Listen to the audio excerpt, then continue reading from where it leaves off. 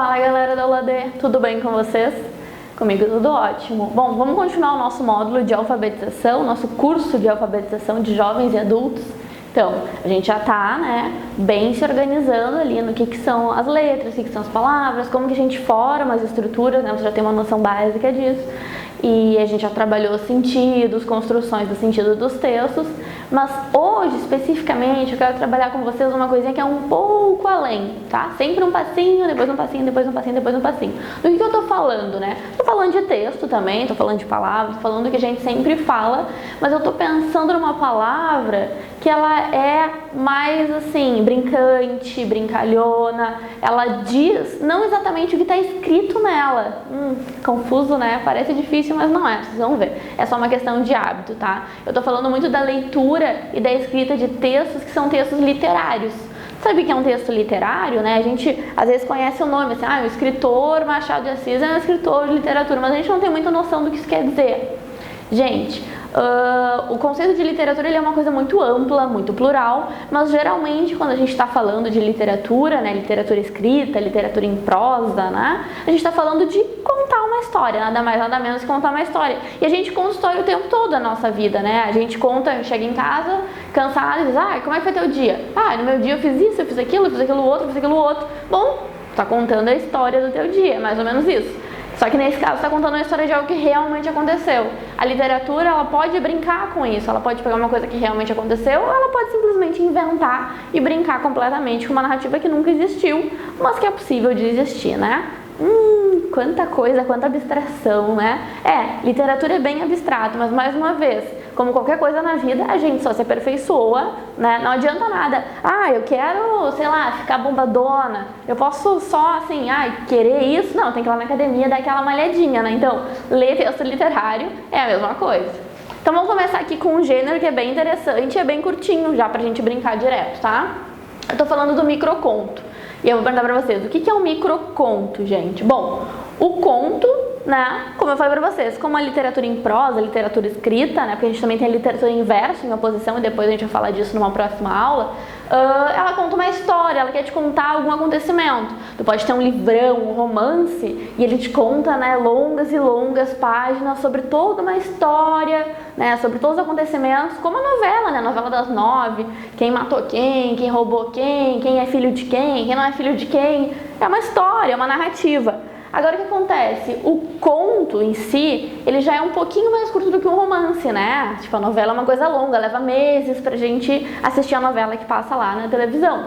Ler um romance também é um pouquinho mais longo, Tu geralmente não senta e lê ali um romance e deu, Vai levar alguns dias, talvez alguns meses, Dependendo ali do quanto tu tá cativado pela narrativa, o quanto tu tá achando interessante, o quanto ela é interessante, o quanto ela não é desgastante, Aí o conto, gente, ele já é um texto um pouquinho menor. Tu pode sentar e ler ele de uma vez. Pode ler ele no ônibus, tu tá lendo um conto, tá?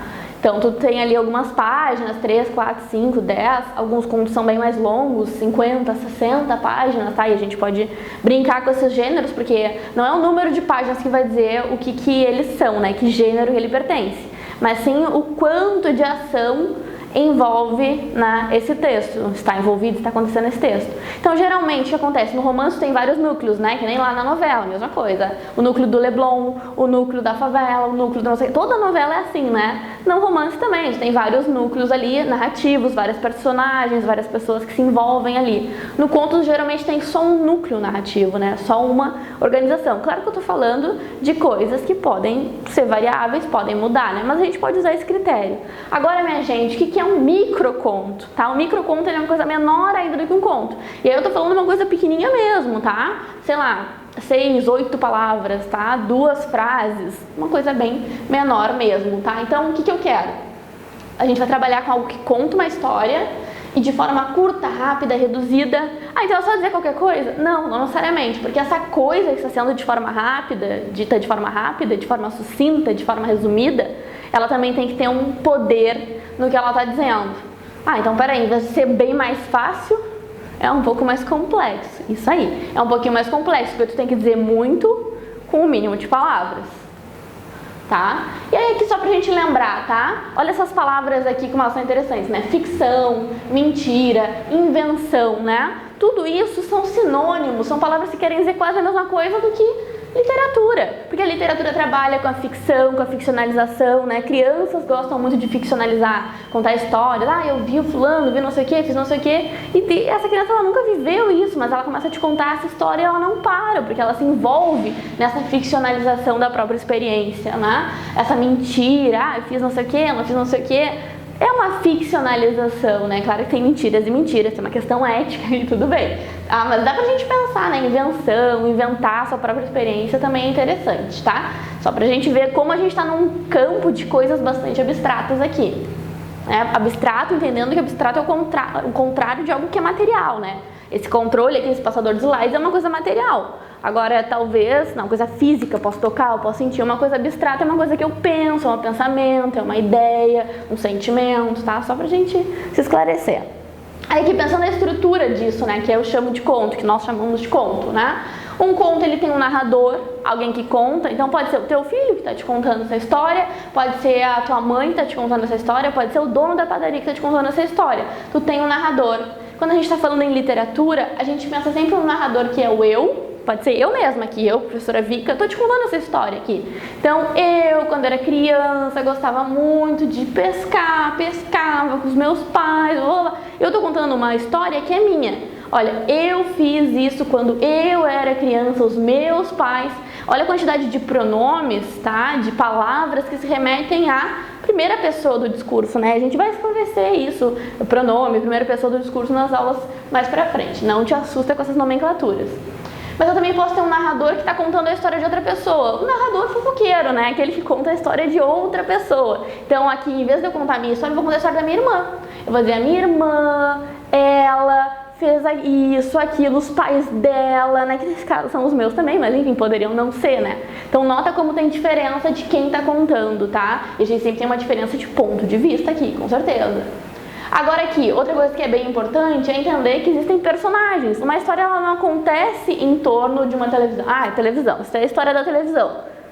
A televisão não faz coisa, a televisão não sente coisa, a não ser que ela seja uma construção metafórica de alguma coisa, né? Uma construção imagética, e aí, enfim. Mas os personagens, eles geralmente podem ser pessoas, podem ser animais, e até mesmo coisas, por que não, né? Mas a gente tem que entender que tem que ter uma ação, tá? Eles tem que ter uma animação, tem que ser como se agissem como se fossem pessoas, tá? Então, é duas cadeiras, mas as duas cadeiras conversam. É a televisão e o computador, mas eles conversam, que são características próprias do humano, né? Do animado.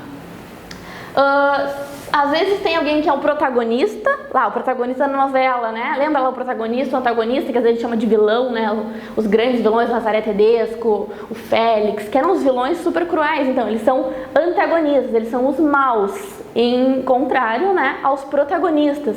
Sobre quem é essa novela, afinal de contas, tá? O principal. Também existem os personagens secundários que vão estar ao redor desse personagem principal. A ação, que são os acontecimentos, tempo, quando a ação ocorre, espaço, onde a ação ocorre, tá? Tá claro? Tá tranquilo? Se não ficou, volta um pouquinho que eu falei meio rápido, tá? Mas agora eu vou te dar uns exemplos, vai ficar mais claro pra ti. Antes dos exemplos, tá? Só pra gente se ligar aqui, quando eu falo em texto, qualquer que seja, isso eu já falei várias vezes pra vocês, a gente tem que pensar sempre numa construção de sentidos. O que é uma construção de sentidos? É interpretar, é ler. Então, quando eu vou interpretar um texto, é só o que eu acho que está escrito ali? Não. Eu tenho que entender ou então é só o que o autor disse? O que o autor disse? A verdade do texto é o que o autor disse? Não, também não. Não, só se eu olhar, tem que olhar puramente para o texto e eu vou saber o que ele disse? Não, também. O que é, então? É essa relação, né? A obra, o texto literário, o texto de jornal, qualquer texto, tá? Que eu chamei aqui de obra nesse caso, o autor ou autora, né? O que ele disse, o que ele escreveu, o que ela disse, o que ela escreveu, e o leitor ou a leitora, tá? E essas trocas aqui é que vão construir os sentidos. Lembrando sempre que isso aqui só ocorre dentro de um determinado contexto. Então eu posso pegar lá um texto do Machado de Assis, pensar, o escritor é o Machado de Assis e eu sou uma leitora aqui, eu não posso fazer essa leitura sem levar em consideração o contexto, a estrutura como um todo, tá? Então, bora lá para o nosso primeiro exemplinho. Esse é um dos microcontos mais conhecidos do mundo. E olha só que estranho, né? E isso é legal, tá? Porque a literatura, ela vai te causar estranhamento. Ela vai te deixar aqui? Isso aqui é bacana, porque é um texto que te desaloja, é um texto que não é cotidiano, é um texto que às vezes pega até coisas cotidianas e transforma em coisas novas, tá? Então aqui, ó lá, do Augusto Monterroso. Quando acordou, o dinossauro ainda estava lá.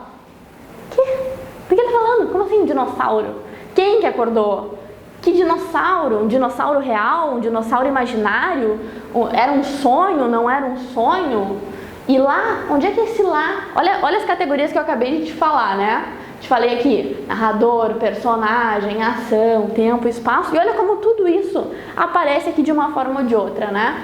Então, por exemplo, quem é o narrador aqui? Quando acordou, tô contando a minha história, tô contando a história de outro, tô contando a história de outro.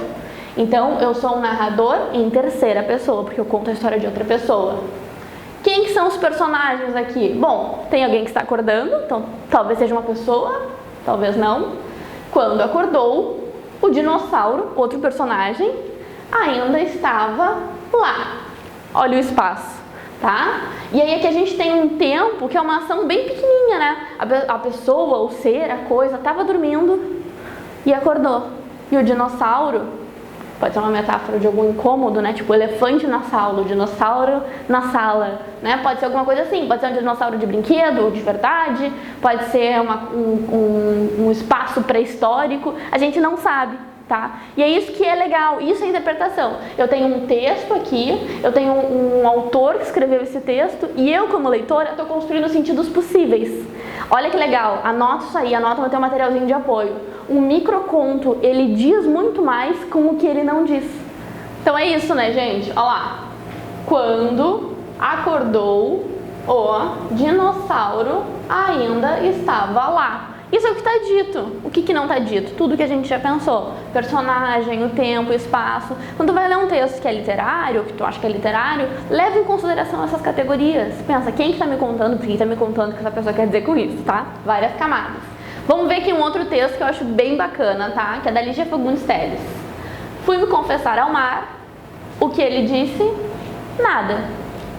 Ok, a pessoa foi até lá ao mar e tal, tem essa imagem poética, né? Alguém que vai até o mar se confessar, né? E aí diz assim, e o que ele disse? Nada. A gente pode entender esse nada como coisa nenhuma, não falou nada, fui lá, falei com o mar e nada aconteceu. Ou eu posso entender como nada, né? De nadar, do verbo nadar, de ir adiante, de ir em frente. Então aqui, ó, tu vai te confessar, tu vai contar alguma coisa, né? A confissão é isso, é tu contar alguma coisa, talvez boa, talvez ruim. E o que o mar te disse? Como que o mar responde? Claro que o mar não é uma pessoa, né? Mas aqui ele assume essa forma de quase personificação, né? Que é de responder alguma coisa. Ele diz nada, vai, segue em frente, tá? Então, uma palavrinha aqui tá brincando com a gente, né? Então, é isso, tá? Muito mais no que não tá dito, né? O que é literal aqui tá escrito. Fui me confessar ao mar. O que ele disse? Nada. Literalmente está escrito isso. Eu posso entender nada como coisa nenhuma, eu posso entender nada como nadar, como seguir, como continuar. Legal, né? Interessante. Outro poema não, desculpa, gente. Outro microconto da Cíntia Moscovitch, tá? É uma escritora porto-alegrense, inclusive. Olha só que interessante esse. Uma vida inteira pela frente. A gente fala isso, né, costumeiramente. Fulano tem a vida inteira pela frente. Quer dizer o quê? Que ele é jovem, né? Tem a vida toda e tem muitas escolhas para fazer. E aí ele continua. 2 frases, gente. Olha que pouquinha palavra que tem. A vida inteira pela frente. Uma coisa que a gente diz comumente. O tiro veio por trás. Olha como tem um jogo sensorial, espacial, né? A vida inteira pela frente talvez não seja literal, né? Talvez seja tem tempo de viver. No entanto, o que acontece? Algo o surpreendeu. Veio por trás, tá? Então essa ideia, olha bem curtinho, eles nos passam uma ideia de surpresa, tá? De diferença, de estranhamento. Por quê? Porque não é só literal, não é só o que está escrito, mas também muito mais o que não está escrito. Beleza? Tranquilo? Olha esse aqui, do Hemingway. Esse aqui é tão, eu acho muito fofo, assim, muito triste também. Porque olha só, é quase como se fosse um anúncio, né? De vende essa casa, vende cachorrinhos, filhotes, que é horrível, né? Vender cachorrinho é horrível, mas a gente vê esse tipo de anúncio. Então aqui, vende-se. E aí o que vem depois? Sapatinhos de bebê. Ok, né? estranho, mas olha só o que vem depois. Nunca usados. E a gente pode pensar, né? Tem alguém que está vendendo sapatinhos de um bebê, né, em geral. Mas por que esses sapatinhos nunca foram usados? Quem é que tem sapatinhos de bebê nunca usados, né? E a gente pode se perguntar, personagens, né? Que bebê é esse que nunca usou esse sapatinho? Pode ser nunca usou porque, sei lá, o bebê nasceu com o pé grandezinho já era coisa de recém-nascido e não deu. Mas será que não tem uma carga a mais ainda, né? Um sapato que foi comprado para um bebê que não chegou a vir, né? E olha só, gente, minúsculo, sabe? Tem 1, 2, 3, 4, 5, 6, 7 palavras. E olha como pode nos carregar de emoções, né? Mais um. Uma gaiola. Uma gaiola, isso é interessante, tá? Não é a gaiola, é uma. Uma gaiola saiu à procura de um pássaro. Hã? Como assim? Geralmente, gaiolas não fazem coisa, né? A gaiola fica lá e às vezes tem um pássaro, alguém engaiola aquele pássaro ali. Mas a gaiola ela não faz isso. Então, eu tenho uma coisa que é literal. Uma gaiola saiu à procura de um pássaro. O que isso quer dizer, será, né? Será que essa gaiola não funciona como uma metáfora? Como se fosse uma pessoa, né? Uma pessoa que tem essa característica de gaiola, essa característica de prender. E essa pessoa, essa coisa, sai em busca do quê? De um pássaro. Olha como o pássaro ele não é necessariamente o animalzinho que voa, mas ele metaforiza alguém. Então talvez uma pessoa muito apegada, muito grudada, vai em busca de um pássaro, vai em busca de uma pessoa livre. Legal, né? Várias camadas aqui. E aí, gente, barbadinha, tranquilinho, tô brincando, tá? Eu sei que não é barbado, eu sei que não é tranquilo, mas é muito legal e é muito interessante da gente fazer, que é um desafio. Escrever um conto com 6 palavras, 6 palavras. Alguns aqui tinham mais, outros tinham menos, mas eu escolhi 6 palavras, tá? Muito inspirada numa oficina de escrita criativa do Marcelino Freire, que é um escritor contemporâneo bem legal, dá uma olhada lá. Nem mais, nem menos. A partir, ó lá, não sei se vai facilitar ou vai ajudar, mas eu pensei em fazer isso para facilitar. A partir da seguinte imagem. E é uma imagem bem forte, tá? Isso aqui foi uma performance da Marina Abramovic e do Ulay. Eles foram um casal em algum momento da vida. E eu quero que vocês olhem para essa imagem e pensem em palavras, tá? Sempre um método de escrita. Pensem em palavras. Sei lá, homem, mulher, relação, relacionamento, preto e branco, perigo, talvez amor, talvez dor, talvez insegurança, não sei. Pensem nas palavras de vocês e escrevam esse microconto aí, manda pra gente depois. Beleza? Por enquanto é só, é isso, bons estudos e valeu!